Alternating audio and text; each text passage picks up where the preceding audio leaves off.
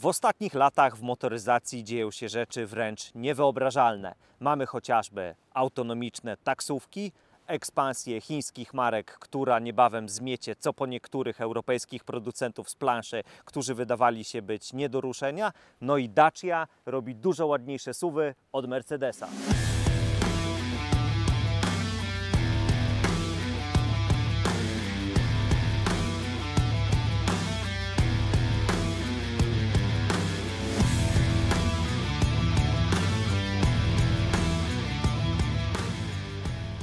W dzisiejszym odcinku pogadamy sobie o gorącej nowości od Daci, a konkretnie to o modelu Bigster, który jest przedstawicielem bardzo lubianego i bardzo mocno obsadzonego segmentu C-SUV. Nie sposób o tym nie wspomnieć, że rodacy bardzo lubią się z Dacią. Oczywiście nie jest to moje zdanie, a fakt, który za moment podeprzemy cyframi. W 2024 roku Dacia uplasowała się na 10. miejscu w kategorii rejestracji nowych aut osobowych w Polsce. Ponadto Duster wylądował w top 10 najchętniej wybieranych modeli, konkretnie to zajął 7. miejsce, depcząc po piętach takim rynkowym graczom chociażby jak Kia Sportage czy też Hyundai Tucson. Z czym mi się kojarzy Dacia? Punkt pierwszy, z przystępną ceną. Czy Bigster jest tani? Cholera jasna, to wszystko zależy. Jeśli spojrzymy na ceny chociażby Nissana Qashqai'a, Kia Sportage, Hyundai'a Tucsona czy też Toyoty CHR, to tak, jest tani. Jeśli natomiast spojrzymy na ceny co po niektórych przedstawicieli państwa środka, no to już taki tani Bigster nie jest. Tak w ogóle to w cenniku zastosowano przepiękny zabieg. Otóż nie złamano psychologicznej bariery 100 000 złotych, no i w podstawie Bigstera możemy kupić za niecałą stówę, bez stówy. Ten za moimi plecami kosztuje ponad 145 000 złotych, ale to już jest absolutnie sufit cenowy. Podsumowując, jeden rabin powie, że Bigster jest tani, a inny, że nie jest. Czyli w zasadzie to, co możemy powiedzieć o każdym aucie. Tak więc profesjonalna analiza, panie Krzysztofie.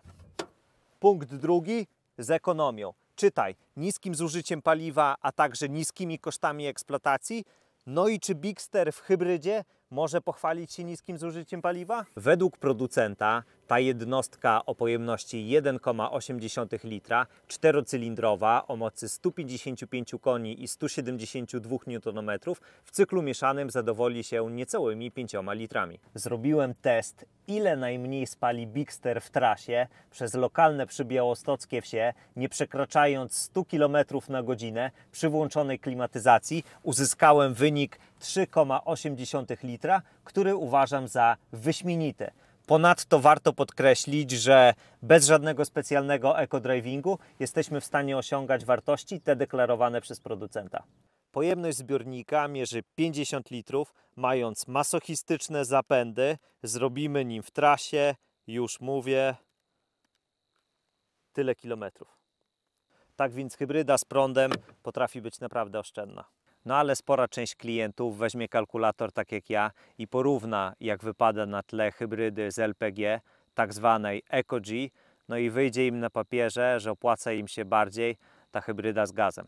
Przynajmniej tak wychodzi na podstawie deklaracji zużycia producenta, no ale warto w tym miejscu podkreślić, że Bigster z LPG wjedzie najprawdopodobniej dopiero na salony w przyszłym roku, a i jego ceny jeszcze nie są znane. Punkt trzeci, najbardziej podstawowe funkcje bez zbędnych bajerów. Aczkolwiek model Bigster ten schemat wyjściowych, podstawowych wersji nieco łamie, bo co nieco z wyposażenia już tam posiada. Mam tutaj na myśli chociażby kamerę cofania, dotykowe 10-calowe centrum dowodzenia, felgi aluminiowe, wszystkie szyby, a także lusterka boczne w prądzie. No ale jakąś tą stówkę trzeba uargumentować, prawda? Powiem Wam, że jestem nieco zaskoczony masą tej pełnoprawnej hybrydy, która wnosi na wagę zaledwie 1419 kg bez opcji. Jest to mniej zaledwie o 69 kg od tej miękkiej hybrydy. No i dobra, sprawdźmy teraz, czy Bigster zrobi setkę w obiecane 9,7 sekundy. Zrobimy pomiar jak zwykle, jak najgorsi amatorzy, bez raceboxa, korzystając ze stopera w telefonie i będziemy się posiłkować wskazaniami z tychże cyfrowych zegarów.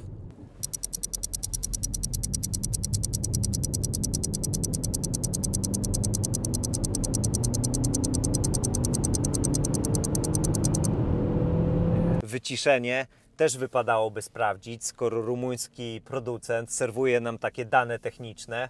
Obiecuje, że przy 50 km na godzinę będzie to 66 dB. Zaraz to wszystko zweryfikujemy. Nie wiem, jak dokonywano tych pomiarów, ale przy 50 to tutaj mamy 53,8, także do tych 66 to troszeczkę brakuje. Widocznie na kiepskich rumuńskich drogach były robione, a nie na takich wspaniałych, jak mamy na Podlasiu. Z kolei przy 90 mamy minimum 61,2, także wciąż jeszcze poniżej pomiarów Daci. No i co, kochani, przy 120 mamy minimum 62,7. Nie wiem, czy zwróciliście uwagę, ale część ekspertów w sekcji komentarzy zrobiła nam się taka prochińska. Cały czas mówią o atrakcyjnych cenach, bardzo bogatym wyposażeniu, atakując w zasadzie każdego producenta. Postanowiłem, że się trochę poboksuję sam ze sobą. Biorąc pod uwagę bardzo bogate wyposażenie, to mój wóz jest dużo tańszy jak twój. Masz rację, aczkolwiek mój Bigster też ma niezłą cenę i jestem na 100% pewien, że będzie miał niższą utratę wartości niż ten twój Chińczyk. I pamiętaj, że marka Dacia jest już troszeczkę lat na rynku. Dobrze znamy, jak działa serwis, jak działa gwarancja i jaką mamy dostępność części, a u Ciebie to jeszcze nic nie wiemy. To jest tylko Twoje zdanie. Zobacz, jak mój wóz jest dobrze wykonany, jakie mam eleganckie, mięciutkie ekoskóry, a także miękkie plastiki. A u Ciebie to co to jest? Owszem, są twarde plastiki, ale to nie znaczy, że są złej jakości i zobacz na ich spasowanie. Jest o wiele lepsze niż we współczesnym Mercedesie. No, a tak by the way, to zobacz, jaką ja mam intuicyjną obsługę na tablecie. A u Ciebie się tam w czymkolwiek połapać, to jest, panie, koniec świata. To spójrz lepiej na swoją tapicerkę MicroCloud. Po 20 minutach jazdy mam całe mokre plecy. Przecież ona w ogóle nie oddycha. To ty spójrz lepiej na swoje spalanie, kolego. No, a w dodatku u Ciebie w aucie wewnątrz śmierdzi. Fatality.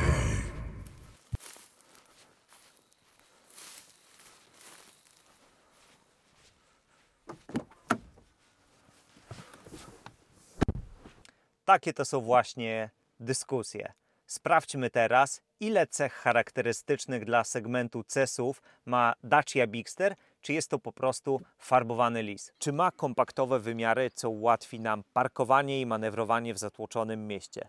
Otóż mierzy 4,6 metra na długość, jego rozstaw osi to 2,7 metra, wysokość z relingami to 1,7, a szerokość z lusterkami to 2,1 metra. Kompaktowe rozmiary są, aczkolwiek z tej górnej granicy w końcu to Bigster. Ptaszki ćwierkają, że ma największy prześwit w swojej klasie, no i faktycznie nie znalazłem przedstawiciela, który miałby większy. Wynosi aż 22 cm, a więc bez problemu można nim orać pole. Czy pomimo kompaktowych rozmiarów ma przestronną kabinę oraz dostatecznie duży bagażnik? Osoby o wzroście 1,7 metra mają go dostatecznie dużo w każdej płaszczyźnie, aczkolwiek należy podkreślić, że te osoby znacznie wyższe mogą mieć dyskomfort przez ten szeroki tunel środkowy, który jest w hybrydzie. Pismaki Daci prawią, że jest tutaj najwięcej miejsca na kolana, a także na głowę w swojej klasie. Co prawda cyferek nie weryfikowałem, ale miejsca jest faktycznie bardzo dużo. Tutaj mam przedni fotel ustawiony pod mój wzrost, a miejsca mam,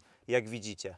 Nad głową też niczego nie brakuje. Warto odnotować w kajeciku, że tutaj całkiem kulturalnie się zamykają drzwi. Zobaczcie. Elektrycznie otwierana klapa. Takie są luksusy, szanowni Państwo, w topowej wersji wyposażenia, a nawet i fotele są częściowo w prądzie. Gdybyśmy nie mieli zapasowego koła dojazdowego, wówczas mielibyśmy tutaj do swojej dyspozycji 546 dm3, ale jeśli wygodnie złożymy oparcia tylnej kanapy w ten sposób, wówczas zwiększa nam się powierzchnia do 1851. No i co, egzamin chyba mamy zdany, gra muzyka, nie? A teraz patrzcie, jakie mamy akcesoria zwane U-Clip. Cały zestaw kosztuje chyba tam 200 z haczkiem. Możemy sobie zrobić taki haczyk tutaj na zakupy. O, bardzo proszę. Drugi z tych gadżetów jest to latarka. Możemy ją tak samo też w tym miejscu zaczepić. O, tutaj. Albo tutaj na górnej części bagażnika. Jeszcze mamy taki element, który jest cup holderem. Możemy go sobie zamontować chociażby tutaj, I jeśli mielibyśmy taką potrzebę, żeby oświetlić nogi naszego tutaj sąsiada, to bardzo proszę, możemy sobie zamontować go jeszcze tutaj. Zastanawiałem się, do czego mógłbym się poprzyczepiać w aucie. No i takim minusem ujemnym jest ta tapicerka zwana Microcloud. Fajnie, że jest trwała, fajnie, że jest łatwa w utrzymaniu czystości, ale nie fajnie, że w ciepłe dni mamy przez nią całe spocone plecy. Wydaje się, że rozwiązaniem tej sytuacji jest kupno kultowych korali. Oczywiście mogłoby być więcej luksusu. Jak na Megusta zagłówki są nieco za twarde. W podłokietnikach przednich powinno być zdecydowanie więcej pianki, a z tyłu w podłokietnikach w drzwiach mamy tylko twardy plastik, więc wypadałoby też coś z tym zrobić. A reszta, Dacia po prostu jest jak taki dobry uczeń, ale nie taki, który wygrywa wszystkie olimpiady i ma czerwony pasek, tylko taki, który ma z większości przedmiotów trójki, a z co po niektórych czwórki. Oczywiście nie chodzi na wagary i zachowanie ma dobre. Bez cienia wątpliwości bardzo mocną stroną Bigstera jest jego design, a zwłaszcza jego przód. Mnie osobiście bardzo podoba się ta wyprofilowana maska, którą widać z fotela kierowcy. Podobają mi się również lampiony, mowa oczywiście o ich kształcie. Ładnie wkomponowano tutaj logo wraz z tymi detalami. Jest nowocześnie, elegancko i jest nuta drapieżności. Z tyłu tylko nie do końca projektanci się popisali. Mowa o tej listwie ala karbonowej. Jest to taki akcent raczej z kategorii wieś tańczy, wieś śpiewa. Wnętrze znamy dobrze z Dustera, tworzy spójną koncepcję designerską. Mamy bardzo czytelne, zarazem minimalistyczne cyfrowe zegary w takim stylu ala gamingowym. Dotykowe centrum dowodzenia jest intuicyjne, ma ładną szatę graficzną, działa płynnie, no i co najważniejsze, sparujemy z nim bezprzewodowo nasze ukochane smartfony za pomocą Apple CarPlay, ewentualnie Android Auto. Zobaczcie, w jakich chorych czasach motoryzacyjnych przyszło nam żyć, że będziemy się zachwycać takimi rzeczami jak fizyczne przyciski od sterowania klimatyzacją, czy też fizyczne przyciski na kierownicy. Ponadto w Bigsterze nie uświadczymy kolejnej zarazy współczesnej motoryzacji, jaką jest Piano Black. Cóż można rzec w temacie jazdy o Bigsterze? Na pewno skręca, jeździ, a także hamuje. A tak już całkiem serio, no to co? Mamy świetne spalanie, akceptowalne wyciszenie, a także przyspieszenie. No i zaskakująco pozytywnie ma zestrojone zawieszenie. Kompletnie nie wiem, z czego to wynika, czy miałem jakiś taki niski próg oczekiwań co do niego ze względu na ten duży prześwit, czy może faktycznie jest tak dobrze zestrojone. Widoczność w aucie też jest niezła. Aha, co istotne, możemy za pomocą jednego przycisku wyłączyć wszystkich irytujących asystentów. W końcu my, Polacy, jesteśmy najlepszymi kierowcami na świecie, prawda? Uważam, że Dacia Bigster naprawdę znajdzie spore grono klientów, zwłaszcza rodzin 2+2, które nie chcą wydać fortuny na auto. Śliczne dzięki za użyczenie auta do testu Dacia Autofus Białystok, a Wy, jeśli nie chcecie przegapić kolejnych produkcji, no to koniecznie zostawiajcie subskrypcję i pamiętajcie, że lajkowanie rąk nie brudzi. Sayonara!